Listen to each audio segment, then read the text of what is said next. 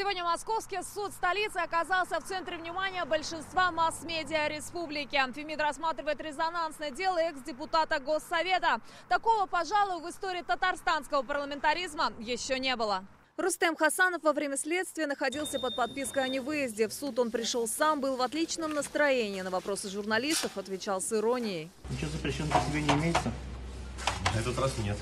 Увидев 20 журналистов, он решил снять их на мобильный телефон. Как сам отшутился, на память. Рустем Хасанов 4 года был народным избранником и лишился мандата 17 сентября, в тот же день, когда его задержали. Согласно материалам уголовного дела, Рустем Хасанов приобрел наркотики через интернет, заплатил за них 4000 рублей и ему скинули координаты. Он направился в лес на улицу Беломорская. Нашел наркотики, но при виде стражи порядка выбросил их на край проезжей части. Изъятый был направлен на экспертизу, которая показала, что там был мефедрон весом без малого 2 грамма. Это значительный объем для возбуждения уголовного дела. Сдавать анализы на наличие запрещенных веществ в крови Рустем Хасанов отказался. Московским районным судом города Казани рассматривается уголовное дело в отношении подсудимого, который обвиняется в совершении преступлений, предусмотренного частью 1 статьи 228 Уголовного кодекса Российской Федерации.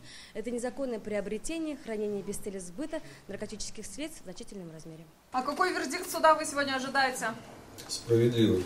В общем, надеяться на справедливость — это глубоко свойственно человеческой природе. Я в этом смысле от вас ничем не отличаюсь. Выслушав обвинительное заключение, подсудимый возражать не стал. Свое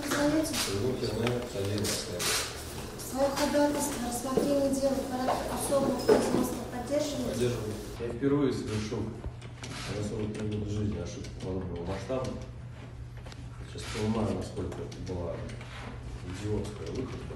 Его адвокат просил суд прекратить уголовное дело в отношении подзащитного. После совершения инкриминированного преступления Хасанов добровольно явился с повинной, активно способствовал раскрытию расследования преступлений.